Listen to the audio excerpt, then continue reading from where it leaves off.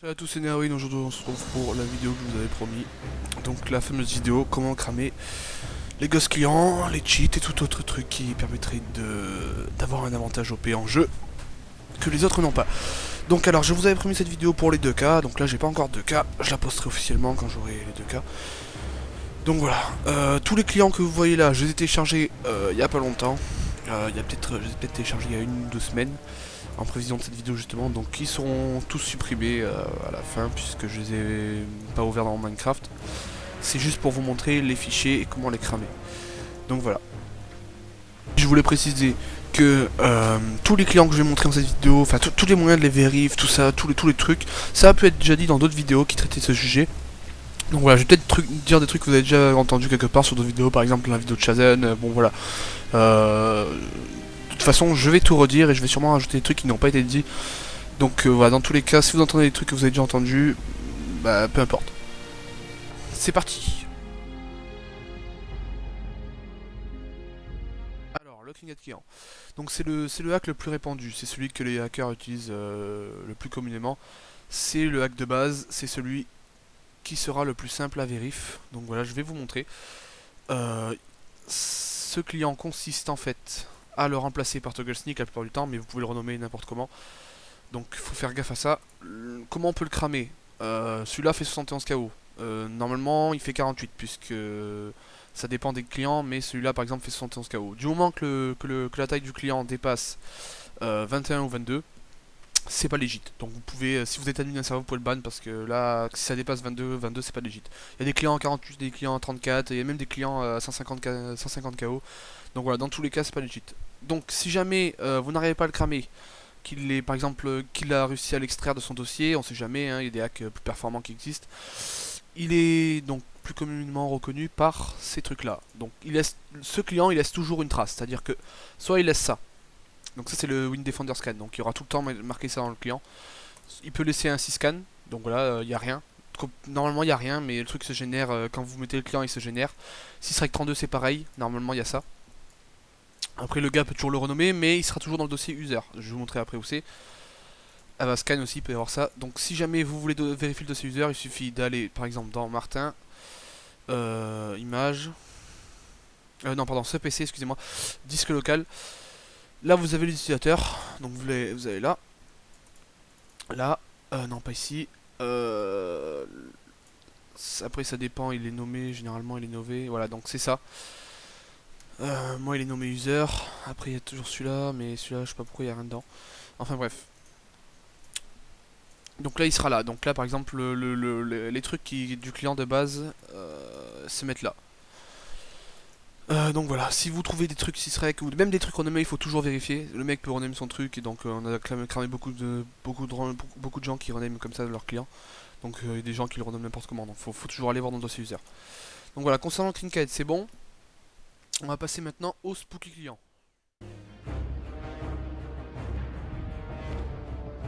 Voilà, donc on est maintenant au spooky client. Donc je vais vous montrer comment le cramer. Donc voilà, ça c'est le dossier du spook. Quand vous téléchargez le truc, vous avez directement ça. Donc alors, celui-là c'est comme le Kinghead, sauf qu'il a quelques trucs en plus de base. Mais sinon c'est un client de base comme le Kinghead avec les mêmes options. En fait c'est une amélioration du Kinghead on va dire. Donc celui-là, il est assez compliqué à vérifier.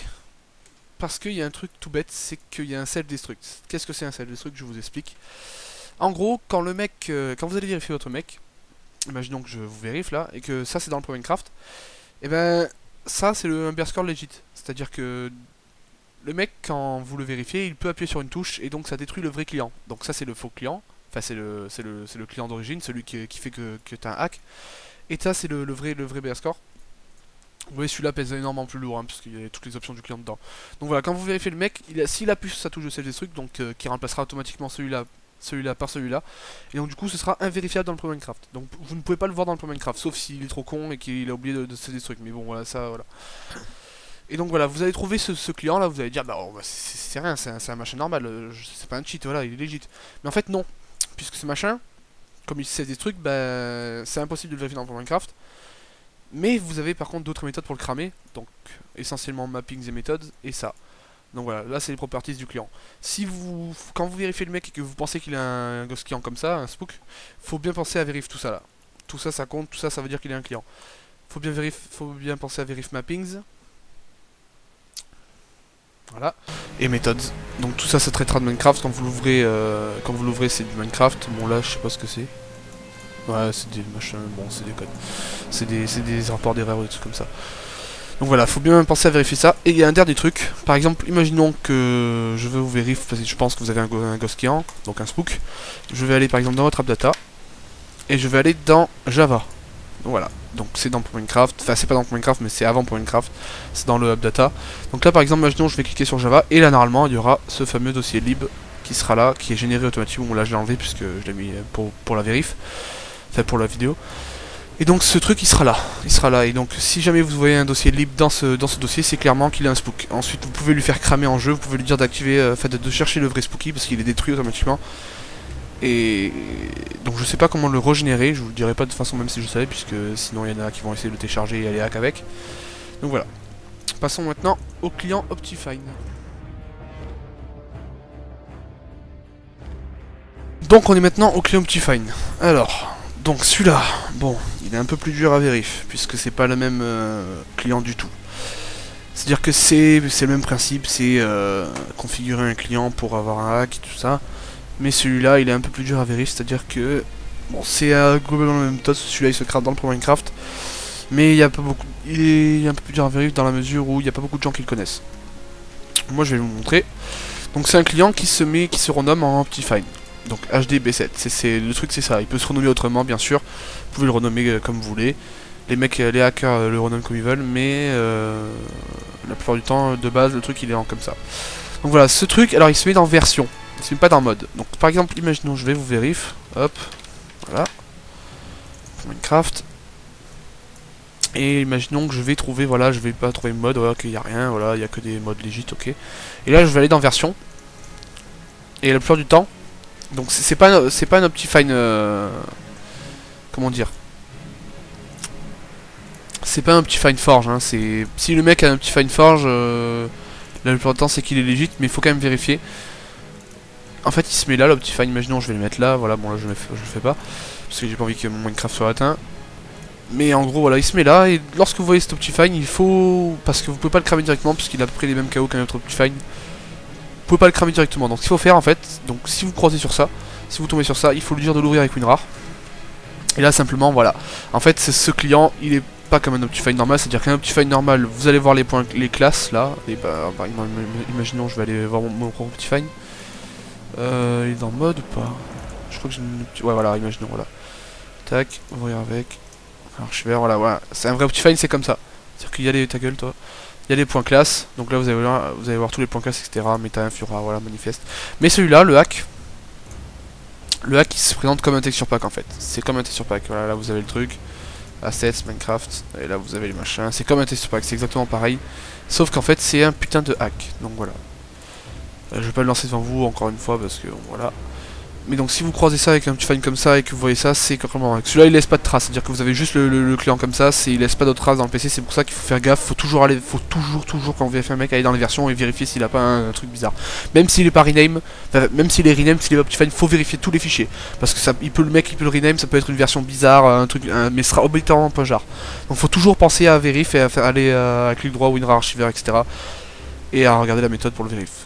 Donc voilà. On va passer maintenant au plus mystérieux des clients, le Conseal.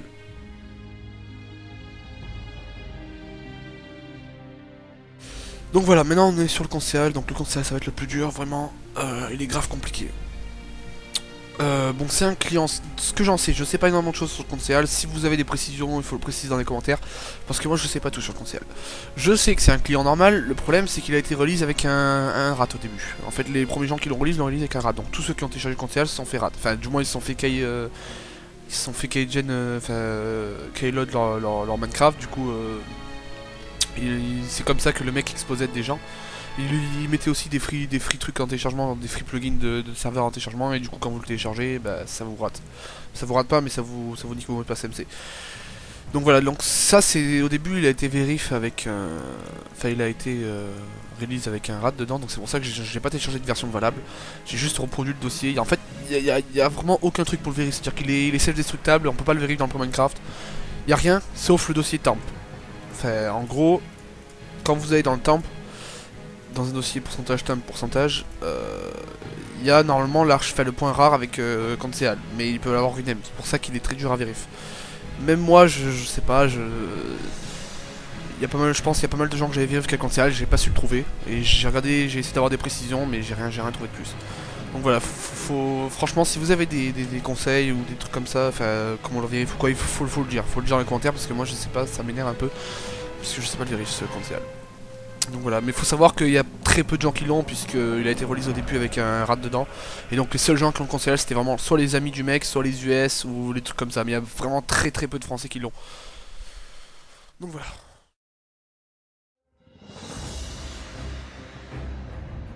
Alors on est maintenant aux autres choses. Donc on va faire vite et on va faire simple. En gros, je vais vous présenter les autres choses à part les clients. Donc on a en premier les autoclics. Donc les autoclics, bon, tout le monde sait que c'est pas vérifiable. Le problème avec un autoclic c'est qu'on peut le rename, donc ça sert à rien d'essayer de vérifier un autoclic. Néanmoins, il y a peut-être des gens que vous allez vérifier qui n'ont pas rename leur autoclic. Donc on va faire le tour vite fait. Donc on a Armax, donc c'est le plus connu. C'est vraiment beaucoup de gens l'ont. FreeMouse, ça c'est vraiment le plus connu, mais il n'est pas fait pour cheat, c'est-à-dire qu'on peut le trouver vraiment très facilement, c'est le premier qu'on trouve. Donc je doute qu'il y ait beaucoup de gens qui l'aient, pour cheat du moins. RapidFire Balloonatics, donc ça c'est pareil, c'est un client assez populaire, beaucoup de gens l'ont, même si, bon voilà. Je doute que vous le trouviez beaucoup, puisque la plupart des gens qui l'ont savent comment cacher un cheat, donc ils vont forcément le rename.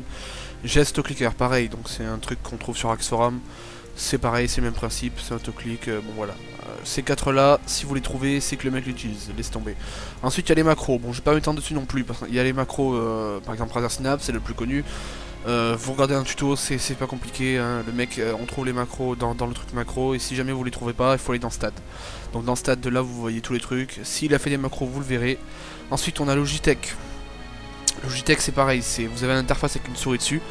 Et il faut cliquer sur chaque truc pour voir s'il n'y a pas un client. Enfin, pour voir s'il n'y a pas de macro configuré. Donc voilà. Ensuite, on a RAT. Pour les gens qui ont des RAT et tout ça. La souris, je parle. Hein. Donc ça, c'est pareil, c'est une interface assez simple. C'est comme Razer Synapse. On a un truc settings. Ça fait... Après, ensuite, il suffit de cliquer sur macro. Et là, vous avez toutes les macros. Donc voilà, une macro, vous verrez, c'est facilement. Tant que c'est affilié au clic droit. Enfin, au clic gauche, pardon. Tant que c'est affilié au clic gauche et que vous voyez des dés de secondes, c'est que c'est une macro. Donc voilà, ça c'est pas légit. C'est pas légit du tout. Hein. Macro autoclic, c'est pas légit. Hein. Faut que ça aussi les gens comprennent. Moi, je vois des gens qui autoclic ou que macro, je les instaban. Hein. C'est pas légit du tout. Hein. C'est pratiquement aussi autant compé qu'un client. C'est vraiment un gros avantage. Ensuite, on a le regedit. Alors, le regedit. Ça, c'est un peu plus compliqué, puisqu'en fait, il faut le vérifier là-dedans. Donc voilà, il faut le vérifier là-dedans. C'est pas compliqué, je vais vous montrer. Alors, par exemple, on a HK Local Machine. Ensuite, par exemple, imaginons que vous vérifiez un regedit, il faut faire exactement cette manip. Local Machine, ensuite vous allez dans System. Ensuite vous allez dans Current Control Set, Services. Donc là vous avez tous les trucs. Là il faut chercher TCP/IP. Donc on va le chercher. Ok, il est vers là.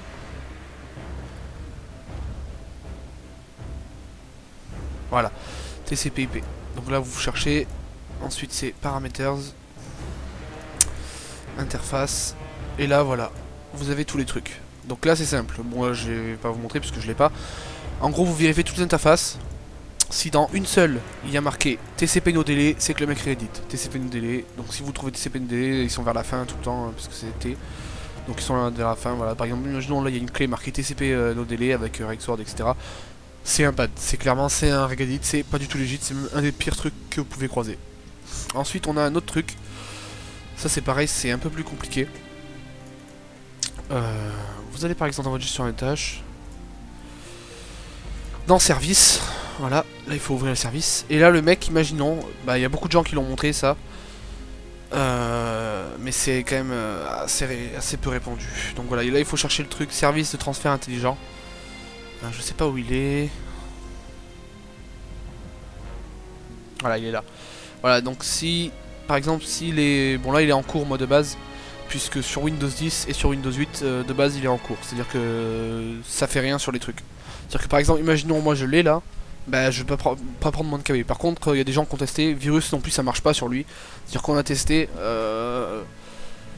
on sait pas ce que ça fait, mais en tout cas apparemment ça réduit les KB, et pour ceux qui l'ont, enfin pour ceux qui l'ont pas activé de base et qui l'activent, ça peut s'avérer vraiment pété. C'est-à-dire que c'est comme un Regadit quoi, voire pire. Pareil, pour ceux qui l'ont pas, il faut pas le désactiver. Pour ceux qui veulent vraiment être absolument légit, il faut pas le désactiver, parce que je sais pas, parce que là, moi le mien il est activé de base, et apparemment si on le désactive, ça crée des conflits entre les trucs et tout ça, et la connexion elle peut en être altérée. Donc si vous l'avez activé de base, ne le désactivez pas, ça va pas vous faire un cheat, et vous prendrez pas moins de KB. Par contre, si vous vérifiez un mec et qu'il l'a activé de base, bah, le problème c'est qu'on peut pas prouver. Mais il faut le faire désactiver pour voir s'il prend pas pareil les KB. Par exemple, imaginons il y a un mec, voilà, il l'a activé, je lui dis de l'enlever, et s'il prend pas les mêmes KB, c'est qu'il l'a activé volontairement, donc qu'il cheat. Voilà, donc c'est tout pour tous les types de cheat et tout ça. Maintenant je vais vous montrer simplement comment... enfin les trucs à savoir pour qui peuvent être utiles pour vérifier un mec. Donc c'est les mêmes trucs qu'avait dit Chaz dans sa vidéo comment cramer les ghosts. En gros, bah il y a la technique de on va dans les deux téléchargements. Voilà. Donc là il y a absolument tous les trucs que le mec a téléchargé.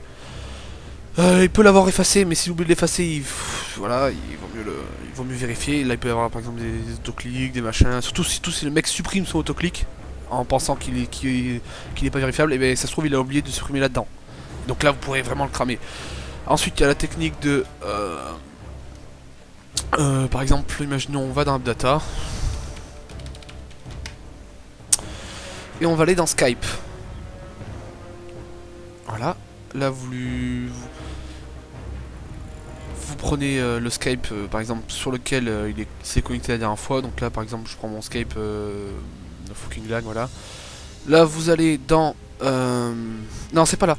C'est dans My Skype Profile File. Voilà, bon, là, je vais pas vous montrer plus. Nazi Client, c'était un vieux rare que j'avais téléchargé pour faire la vidéo Joker. Mais il n'y a rien dedans, hein, c'est pas un client.